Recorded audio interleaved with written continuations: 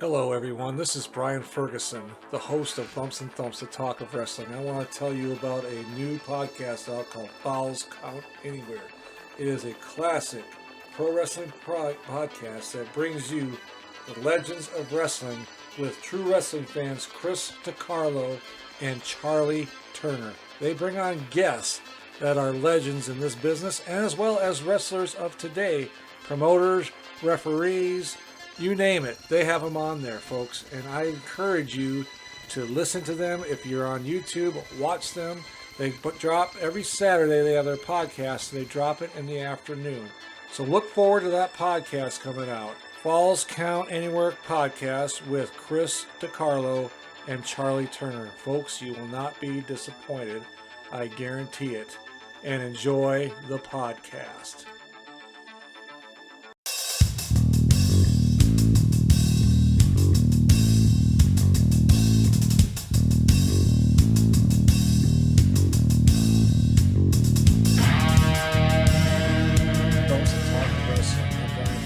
My guest today is a rising star on the independent circuit. He is a part of the Rabid Empire that is sweeping through the independent circuits.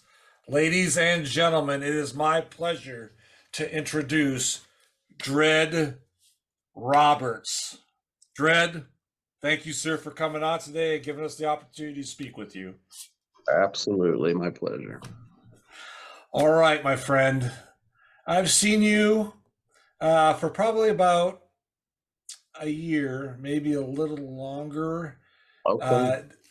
Mid-States Wrestling, and a couple other shows. And I will tell you, I have been impressed with you.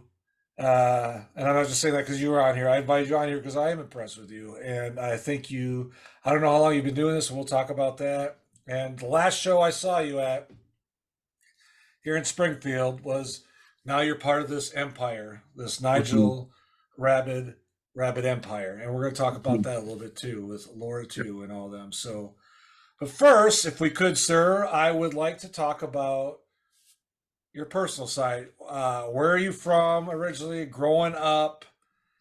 Talk about that, if you were, where you're from and growing up, what your family life was like for you. Yeah. Well, before I get to that, I just want to say thank you for being impressed. It's only the natural response when you see someone like me. So I'm glad that your natural instincts are still intact and that you are still impressed by things that are naturally impressive. So Yes, sir. All right. Congratulations on that. Thank you. Oh, you're welcome. Yeah. So for me, grew up in the Kansas City area, more so on the Kansas side. Not much to that. Kind of grew up in more, for the people that know Kansas City, I guess. I grew up more in Olathe area. I have a twin brother. It was me and him. For the most part, I think one of my older sisters lived with us until I was about 12 or so. But it's there's 5 of us in total. There's a large gap between us. It's my oldest brother, about 19 years older. Oldest sister is 15 years older, and then my youngest sister is 5 years older. Then it's me and my twin brother. Wow. We were just causing trouble throughout our whole childhood. So natural that I'm beating up people for a living now. So, hey, I want to ask you about you talk about your brother, your twin brother. Yes. Is he have an interest at all in this profession, or is he just spectator? I tried to convince him, and it was more so, and he would always he was a casual fan growing up. He'd watch because I was watching, or he would do things because I was doing it. As far as wrestling goes, but I've convinced him to train with me at times, and he says he'd do it someday. He's just never done it, but I don't know if it's necessarily for him. Hey everyone, this is Brian Ferguson. Fans of the AWA, you are in for a real treat. My friend Joyce Poston has just released her book titled My Ringside Seat to the AWA. Joyce writes about her personal experiences with wrestlers such as Nick Bockwinkel, Lord Alfred Hayes, Baron Von Raschke, and others. Joyce also has published many photos from her collection that you will not see anywhere else. Order today by email at joyce.postion@gmail.com. Payment is through PayPal. The book is only $20 plus $6 shipping and handling. International orders, please email Joyce for shipping charge. Folks, run, don't walk to your keyboard, and order today. And enjoy the podcast. I was going to say, because if you had a twin brother that would come on, that would be... It would honestly be kind of like an Undertaker and Kane situation, because we're both tall, but he's like 6'9". He's huge. He has long red hair, you know, and Undertaker in his earlier days didn't, before he died, it had long red hair. Obviously Kane shaved his head, so he's bald. I guess I would take the Kane role. So I always envisioned if we had done something, if it would be awesome. It'd be similar to that. And he's a great talker. He's a natural salesman, and I think he would be good, but he just has life going on right now, so he hasn't done it. Yeah, it's not quite his. He doesn't have it the way you have the bug. No, he hasn't got me it. I tell him as soon as he gets in there, he'll get the bug and he'll get the it, and he won't be able to leave. But he hasn't stepped foot in anything yet. Well, maybe someday we'll see, right? Hopefully. Yeah. Okay, well, let's talk about you getting into the business. How did this happen? Was it up in Kansas City? You got your training, or talk about that a little bit, if you would, please, Dred. Yeah. So I had always planned on training at some point or another. I had originally I had the plan to go to train at Harley races after high school. And then, you know, I was kind of like an outsider and things like that. So, and I just kind of stuck to myself, and I just didn't have a whole lot at the time when I was growing up. I just didn't have a whole lot of courage or just belief in myself. And I just believed others when they had told me, you know, you can't do that. You just go find something normal to do, whatever. And so unfortunately I listened to them, and I let that steer me away from it for a while, but it can only last so long before it just like comes right back. So I had moved to Tulsa for a time, Tulsa, Oklahoma, and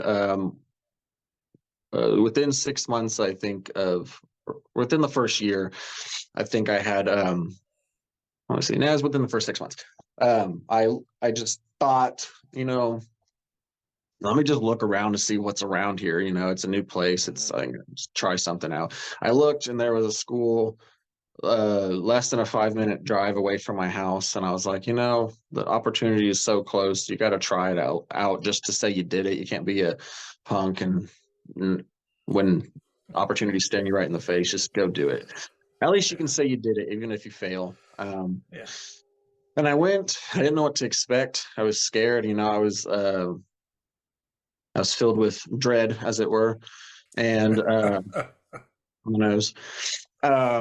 You know, I kind of figured you'd go in, you'd see like a bunch of like bodybuilder-esque figures there, and just lifting and working out and things like that. And that wasn't the case for people that have been to a wrestling training seminar or whatever. They know that that's not the scene. And I got in there, and it was great. I trained there for 9 months technically. It was kind of frustrating because I wanted to debut while I was still living there, but I didn't get to advance as fast as I had hoped for, because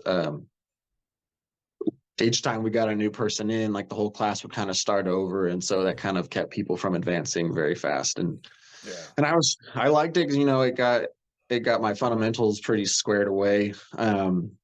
But at the same time, I didn't get past the fundamentals for a long time just because of that. But that was decent. That was fun. That was at Compound Pro Wrestling, which was run by Mitch Baxter at the time. And so Mitch trained me a bit there, and also trained by one of his students, Latrell Upton, and then Michael Wolf were there as well. So they helped me with some basic stuff there at the beginning, and then I moved to Kansas City, and I asked Mitch, who can I get involved with? So I moved back to Kansas City, I should say. Who should I get involved with to keep training and progressing? And he led me to the excellent path of the Craig Kiesman or Niles Planquet. And so, yeah, I met him. He was great. I trained there for a little bit, and then I wasn't working, and I was about to start school at the time. And for me, it was about an hour and a half drive over there one way. And so I was like, I don't have money for gas to keep doing this, so I'm going to have to put it on hold for a little bit. And so I started working, started going to nursing school. And that's a crazy schedule. So I really didn't have time to get to wrestle during that time. And also I had an ankle injury, ended up having surgery while in nursing school as well. Had to recover. And then on my last semester, I was like, my ankle's feeling pretty good. I'm almost done with school. My schedule's lightened up a little bit. So let me reach back out to Craig. And Craig's great. He messaged me all throughout nursing school and checking in on me, making sure I was planning on coming back to train, which I absolutely was. And October of 22, I think, I started training again and graduated in December of 22. So got my nursing license. I was ready to start getting back into it, and debuted on May 29th of 2023. Wow. Or just joking. Of 2022. Sorry. Okay. No, yeah. I had my dates off. So yeah, I graduated. That's okay. December of 21. There we go. Debuted 22 on May 29th. Wow. Did you ever wonder what could have been with the AWA had things gone differently? Had their fortunes gone differently? Had certain wrestlers not left and perhaps more money would have been at the disposal of the Gagnes? Well, wonder no further. You can go to Brad Drake's YouTube channel and experience the 1987 Supermod for yourself, as Brad Drake starts off in May 1987 along with Greg Gagne, Baron von Raschke, Vern Gagne himself, Nick Bockwinkel, Larry Zbyszko, Kurt Hennig, and a slew of others as he plays and saves the AWA. I tell you, I have heard from numerous people about Craig and his training and how good he is to work with you. Yeah. Either one-on-one or as in a group. He doesn't belittle you. He doesn't berate you. He takes the time and effort to make sure that you understand whatever it is that you're doing at that time. I've heard that numerous people I've had on this show that have trained with him. I've never heard a bad thing about the man. No, I could tell you some bad things about him. It's full of, I'm just joking. No, I don't know a bad thing about him. Other than his character, like yourself, and we're going to get into that in a minute. Exactly. Literally one of the most giving people I've ever met. Yeah. No, I've talked to him a few times. He hasn't been on the show, but I've talked to him in person and seems like a great guy. But I want to talk to you. You mentioned your nursing. Here you are in the wrestling business. Dred Roberts, this god-awful, mean heel. And when you're not in the ring, you're a nurse helping people. Yes. How does that, I guess in the back of your mind, does that seem kind of a little bit ironic, contrary to what? Or is it like, this is an outlet for me, I can be this alter ego person in the ring and at these events, but then when I'm at work and outside of this, I'm me. Is that how? It's reversed. My alter ego is the nerd. Dred Roberts is full on me. I'm a prick. I'm a heel. I'm just annoying. I get under your skin. I'm just not a likable person, and that's where I really get to let that out to its full extent. And the nurse, I kind of have to play the nursing role for the world to be, so It's job security. You know, I hurt people in the ring. I send them to the ICU and I patch them back up just to hurt them in the ring again. Job security, right? So what you do in the ring, then you get that benefit outside of the ring by helping them recover. Absolutely. And just do it all over again. I feel like I did my part for the world. I help people out, and but ultimately it's ulterior motives because I really want to get them back in the ring so I can break them again. I love it. I think it's great. Like I said, the first time I saw you, probably about a year ago, maybe a little bit longer. I don't quite remember the date. But just your skills. I mean, what's it like working with mid-states? I've heard, great things about, Jason Jones and how he runs the place and your guys' interactions. But, tell me a little bit about, work. I know you work for different promotions as well, like besides mid-states, the one in Sedalia New Breed, I believe, and I've some done other one. New Breed just a couple times. I've done Central States in Kansas City, Rocky Mountain Pro. I've done a few other various ones, just like one-offs here and there. But yeah. I was gonna say, when you get booked, I mean, are they pretty good about going, because you're a nurse, so obviously you have a very schedule that can change because, you're, important recalling, whatever. Has that been ever an issue as far as like you get booked and then all of a sudden, oops, I can't come because I've got this coming in? No, as nurses, you have to kind of clear your schedule way in advance. So I try to make my schedule around my wrestling schedule. And that's why it's kind of hard sometimes because wrestling can sometimes be so last minute. It's almost reverse of what you said. Wrestling can be like together a show quick last minute, or hey, someone can't make it. Do you want to do it? I'm like, oh, let me check. But nursing, you have to have your schedule. People set their schedule like 6 weeks ish out in advance, and so you kind of have to know what's going on. Gotta know what's going on. Okay. Okay. So the last time I saw you've been working with Laura 2 and Nigel Rapid and the Rabid Empire. Yes. Talk about how that come together for us, Dred. How did that come about? Well, I showed up to a venue. I think it was Springfield, and I was like, I told JJ, I sat him down. I was like, there's me and a couple other guys that just aren't getting the attention we deserve. We need the respect. The fans, they aren't getting behind us like they should, and I find it disrespectful. And I threatened him. I said, if we go out there and this happens again, you're about to get a lawsuit on your hands because I can't be held responsible for what I do to these fans.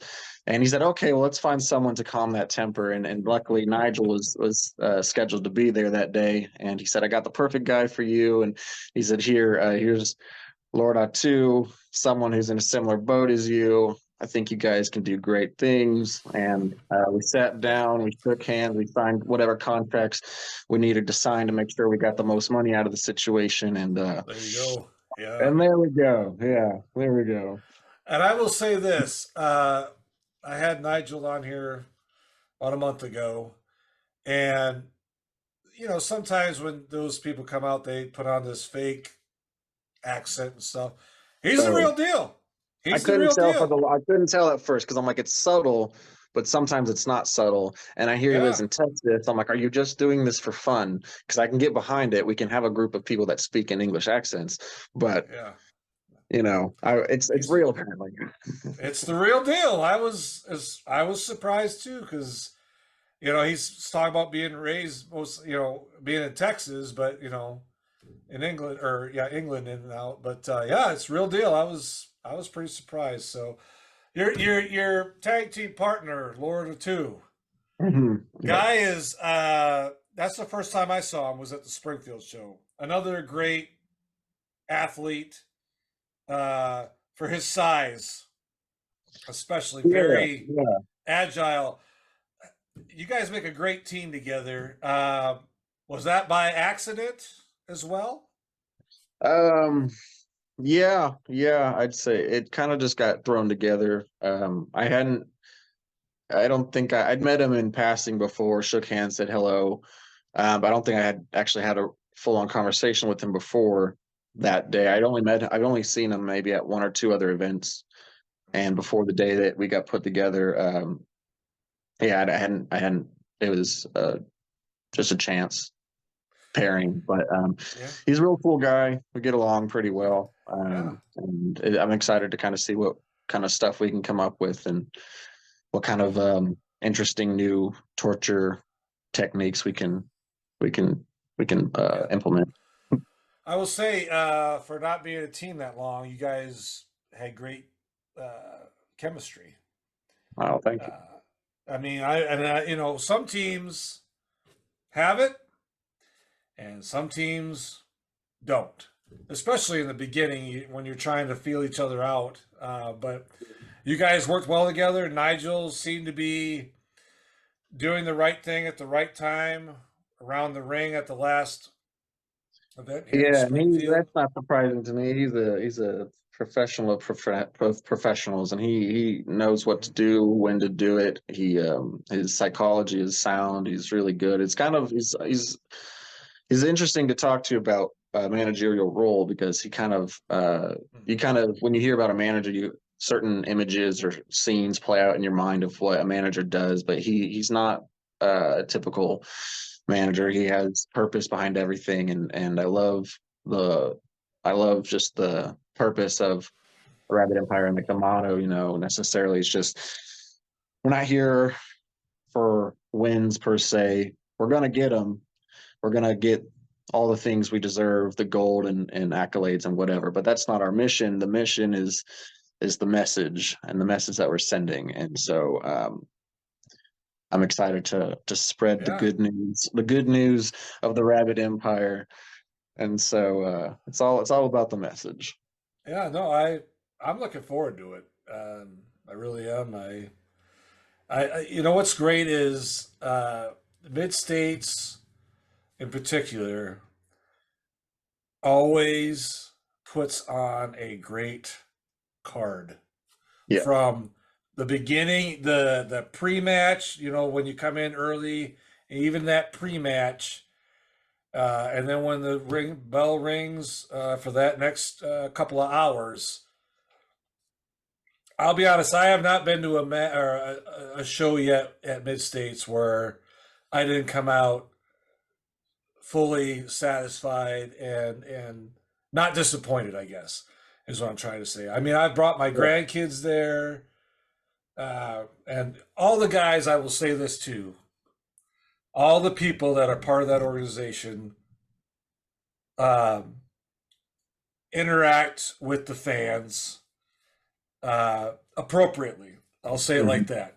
I mean, you guys got to play your little roles sometimes, but I mean, you're not rude and obnoxious, especially to little kids. You might give them a little ooh-ah or something, but if they want a picture taken with you, you're going to do it. If they want an autograph of your photo, you're going to do it. You're going to sell them a T-shirt or whatever. But you don't push it either. That's another thing I really enjoy is you guys don't push yourselves onto the fans. I mean, during the sessions where you're at your booths. And I appreciate that. I know a lot of people do too. And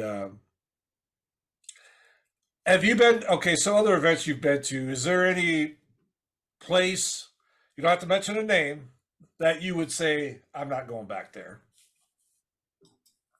Yeah, there's been one or two. Maybe there may have been three, but yeah. Lucky number three. Good to know. Yeah, it was just for various reasons, whether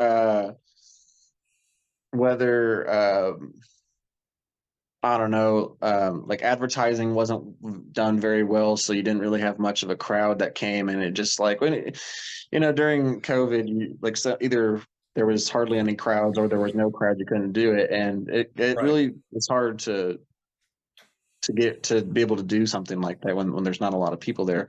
And so that kind of takes like, because at that point you're just like, well, it's almost like I'm just in training and just having training matches or whatever, which is fine and fair. But I want to give people quality content and something that they enjoy and remember. And it's just hard when, it's just hard with doing that. And so, whether it's like poor advertisement or just like poor work ethic from promoters or whoever it may be, and you kind of at that point, because a lot of these guys are like, they're driving quite a ways and spending time away from their family and other things. And sometimes you have to cut your losses and not just like sell yourself to everything and everybody. Otherwise you kind of don't mean as much. So I think being strategic with your bookings at a time is important.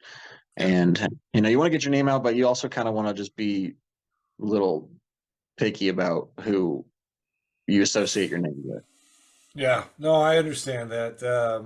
Unfortunately, there are promoters out there that do what they shouldn't do, or something like that, or even a bad wrestler that they promote or accept and go out and do something they shouldn't do, or hurt somebody or whatever. Yeah, and I've I mean, there's never accidents that seen, happen. Obviously, there's accidents. There's a difference between an accident, and just gross negligence. You know what I mean? exactly, and that's Wrestling fans, promoters, wrestlers, and anyone who enjoys pro wrestling now have something new to be excited about. The Wrestling Fans International Association, the WFIA, is back. WFIA is an association that exists to promote, grow, and support professional wrestling throughout the world. Membership is free. Your membership includes a free digital bi-monthly publication of the Wrestling Fan News newsletter, association updates, voting privileges, and much more. Please go to thewfia.org, that's THEWFIA.org, and become a member today. People like that shouldn't be in the business at all, because those people are just they're full of themselves. They're in it for the wrong reason, and they're putting people's lives in their hands, and they are just taking unnecessary risks just to give themselves a bigger pat on the back. And for me, someone that's in healthcare, especially in the ICU, when I see people at their worst and see people literally clinging to life, that makes me mad. That someone would just be so reckless with someone else's life just because they feel like they were wronged or slighted, so they're going to take it out on their opponent when that opponent has placed their life in their hands. And I won't be, if I ever see someone like that and have to be in the ring with them, like, and they try something, they're definitely not going to be like, they may not be walking away from me, like, I won't let that slide. And like, I would hope, if something happens to me because of someone else and it was seeming intentional, that as soon as they got to the back, someone would have a talking to, or let their fists do some talking as well. Cause that's just like, just sometimes people, I don't know. I don't have words for those type of people. And so it's just ridiculous. No, I agree. I haven't heard of too many of people that I've had on this podcast that have had a bad situation just because somebody's just grossly negligent or just doesn't care.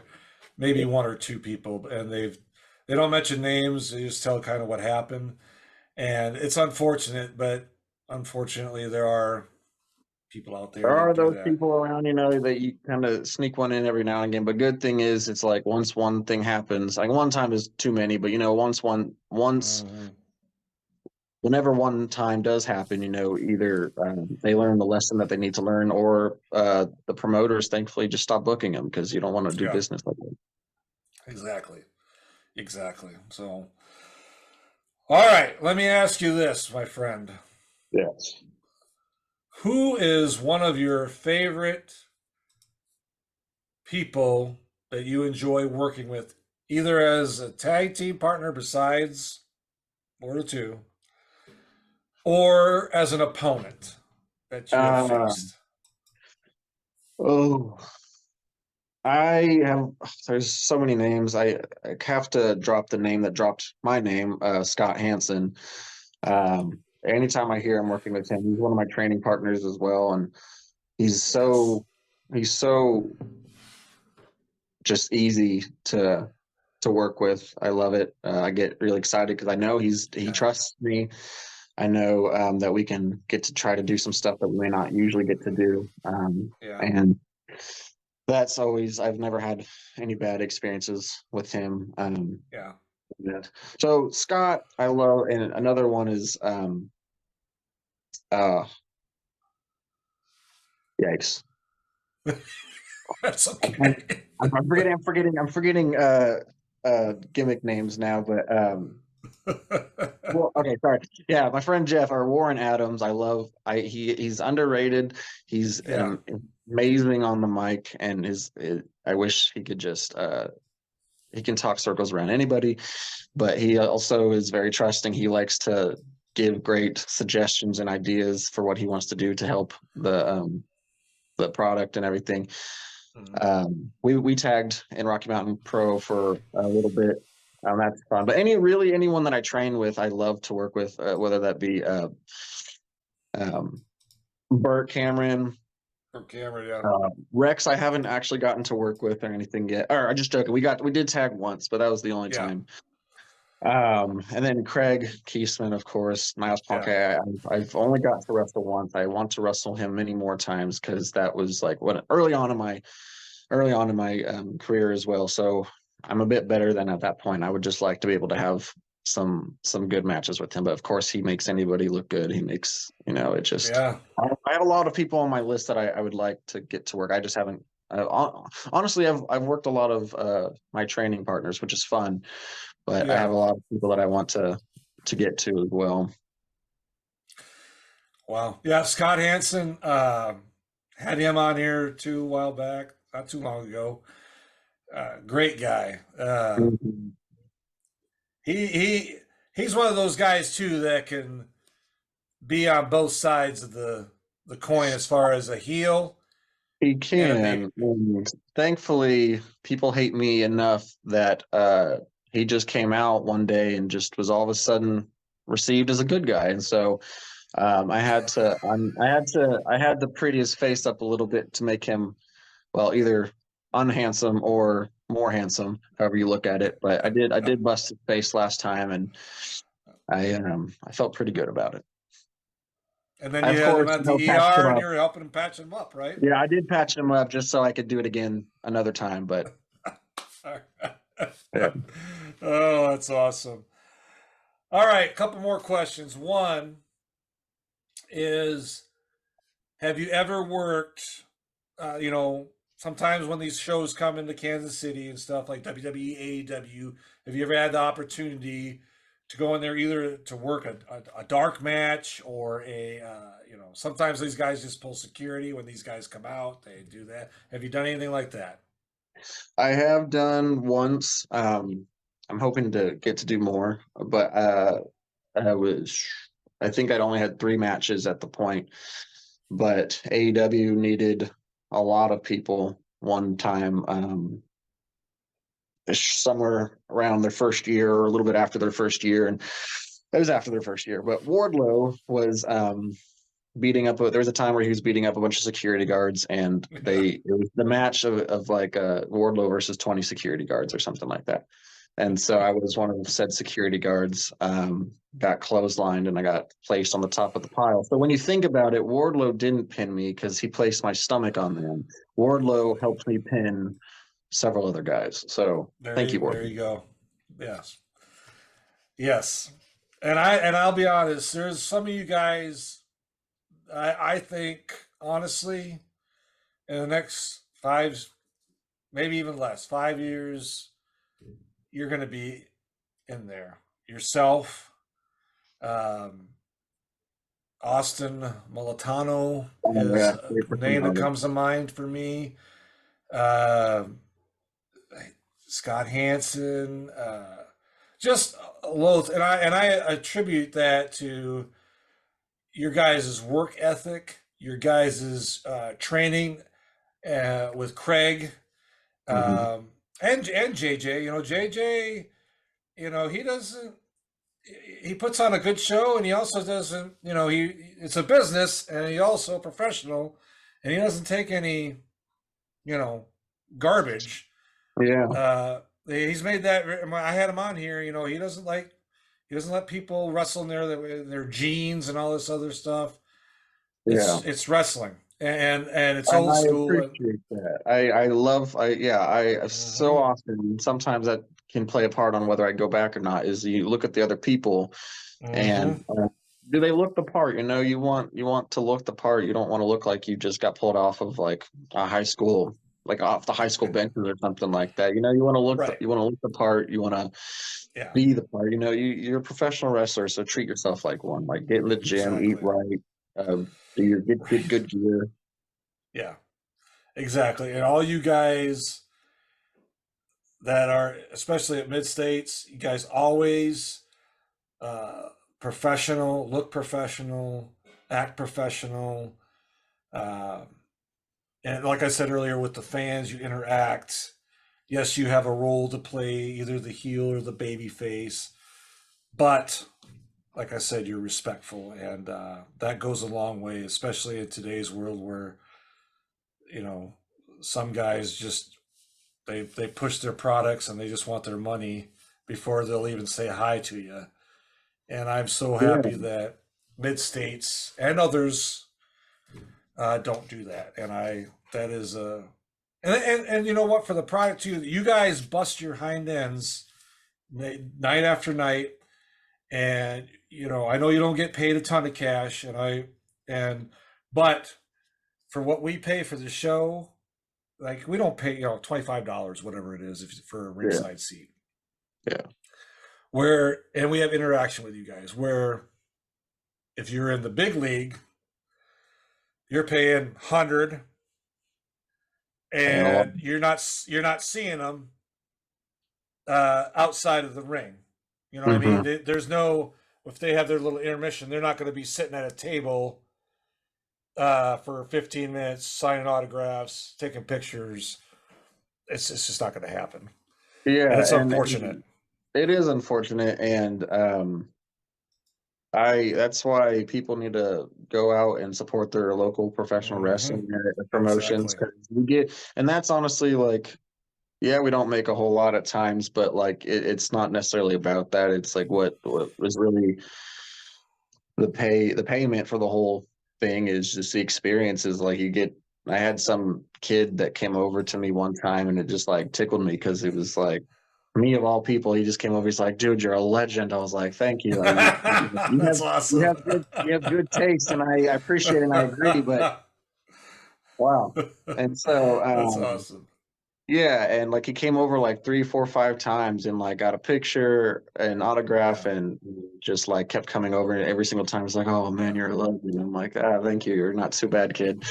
But yeah, and just like just the reactions, I like to Yeah. see. I like, we're putting smiles on faces, and like sometimes we're putting tears on faces. They just Yes. whatever it is. But it's yeah, just it's just the It's interaction and memories yeah. that are being for the young kids and everything. And Yeah. And again, I know the big leagues, they don't do that, and I don't know if necessarily it's the wrestler's fault or if the promotion is just like, it's just going to be too chaotic. We're not going to do it, and that's probably what it is. I don't know, but I don't want to discredit any guys up in the AEW, WWE, because it might not be their fault. I don't want to say that, but for you, my friend, I've got to know, what do you have coming up? Do you have any bookings that you're going to be at? Let's hear it for a few minutes. yeah, February is going to be pretty busy. We're doing TV taping all throughout the month of February for uh, mid states, and Yeah, so doing that. I'll be sneaking out to central states at Kansas City as well. And over the next couple of months, it's kind of just mid states and central states. I think hmm, I have, those are my two that I'm trying to make okay, bigger priorities at the moment. yeah, And then once I get my work schedule figured out some more, I'll trying to be reaching out to other promotions and seeing what yeah, will work.